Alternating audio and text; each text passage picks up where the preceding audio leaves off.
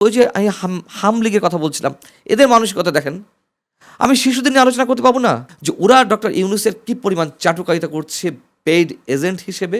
তখন কোথায় ছিলেন ভাইরে? তখন কোথায় ছিলাম? আবার যখন আওয়ামী লীগের বিরুদ্ধে কথা বলেছি, মানে সমালোচনা করেছি, তখন আবার অ্যাক্সিডেন্ট বলেছি, তখন কোথায় ছিলেন? তখন কোথায় ছিলেন? আমাদের ফুটবলার কায়সার হামিদের মেয়ে কারিনা কায়সার, খুব অল্প বয়সে। আমি তো ব্যক্তিগতভাবে 2-1 দিন দেখেছিলাম তাকে, কন্টেন্ট ক্রিয়েটার ছিল।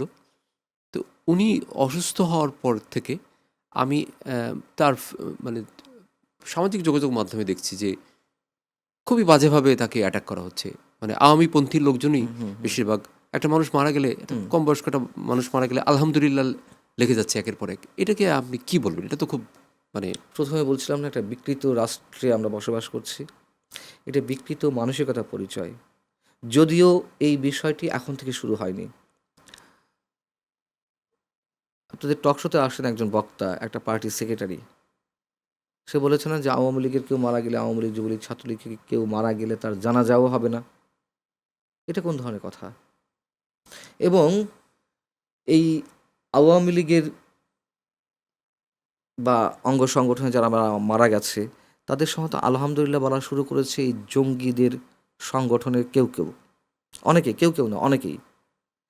তারা আমি এটা বলে আবার এদেরকে সেভ করার চেষ্টা করছি না, এটাও বিকৃত মানসিকতা। হ্যাঁ, এটা আমি মানে তুমি অধম বলিয়া আমি উত্তম না হইব কেন? আমি তারা খারাপ বলে আমি খারাপ হবো? আমি ফেসবুকে একটা স্ট্যাটাস দিয়েছি যে যদি ওরা এরকম করে থাকে আপনাদের কেমন লাগতো বা কেমন লেগেছে। তখন পাল্টা আক্রমণ, আমাকেও পাল্টা আক্রমণ। তখন কোথায় ছিলেন ভাইরে? তখন কোথায় ছিলাম? আবার যখন আওয়ামী লীগের বিরুদ্ধে কথা বলেছি, মানে সমালোচনা করেছি, তখন আবার অ্যাক্সিডেন্ট বলেছি, তখন কোথায় ছিলেন? তখন কোথায় ছিলেন? হ্যাঁ, বিএনপি সরকারের সময়। আমি বললাম যে একটা মানুষ, যে কায়সার ভাইকে আমি চিনি ব্যক্তিগতভাবে। তো ওনার মানে মেয়েটা মারা গেছে, তো এর চেয়ে দুঃখের আর কিছু হতে পারে না। তারপরে তাকে এইভাবে ট্রলিংয়ের শিকার, এটা আমার কাছে একটু বাড়াবাড়ি, একটু না অনেক বাড়াবাড়ি মনে হয়েছে। যে আর এই ঘৃণার চাষটা অ্যাকচুয়ালি মিস্টার ইউনূস করে গেছেন। 1.5 বছর যেভাবে সমাজের পরতে পরতে ঘৃণার চাষ করেছেন, তিনি নিজেও তো মবকে উৎসাহিত করলেন। হ্যাঁ, প্রথম দফা বলেছে তোমরা দেখো না, তোমাদের গ্রামে রয়েছে, হ্যাঁ, তোমাদের ঘরের পাশে রয়েছে। ইনডিরেক্টলি তিনি মফকে, যদি ওখানে বলছিলেন যে তাদেরকে বোঝাও, বোঝাবে কি? বুঝাবুঝি সময় আছে নাকি? তিনি যা বোঝাতে চেয়েছেন সেটাই ওরা বুঝে নিয়েছে। তখন পরবর্তীতে দেখেছি তিনি কতটুকু পৃষ্ঠপোষকতা করেছেন মফ টবে। তো ডক্টর ইউনূস যেভাবে ঘৃণা চাষ করেছেন, যেভাবে রাজনৈতিক বিভাজনটা এত প্রকট করে তুলেছেন, এখন আর এক মতাদর্শের মানুষ আর এক মতাদর্শের মানুষকে মানুষ মনে করে না, মনে করে ঘৃণ্য জীব। এখন আবার এটি কিন্তু ওই যে আমি হাম লীগের কথা বলছিলাম, এদের মানসিকতা দেখেন। আমি শিশুদের নিয়ে আলোচনা করতে পারবো না, ত্রুটি বিচ্যুতি নিয়ে কথা বলতে পারবো না, রাষ্ট্রের প্রশাসনের যেই খামখেয়ালিপনাগুলো ছিল, যে উদাসীনতাগুলো ছিল, আমি সেগুলোকে জবাবদিহিতা আওতা আনতে পারবো না। এখন আমি এটা বলতে গেলেই আমি হাম লীগ হয়ে যাব।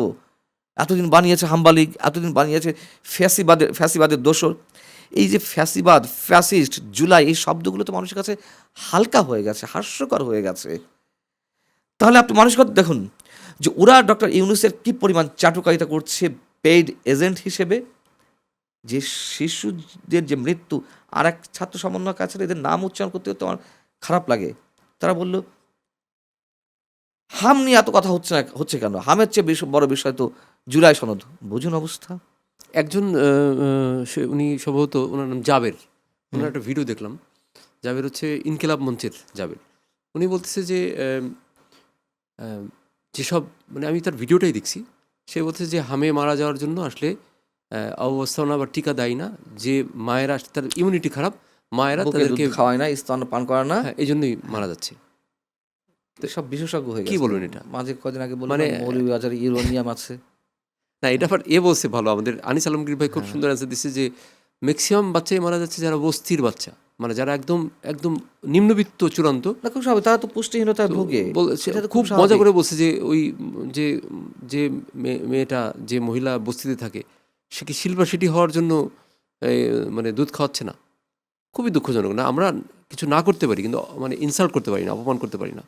এই যে এটা মানে প্রশ্নই ওঠে না। আমরা তো করতে, সেই অধিকার তো আমাদের নিয়ে, কিন্তু আমরা করছি। কি করবেন? এটা তো মবের রাজত্ব তো এখনো।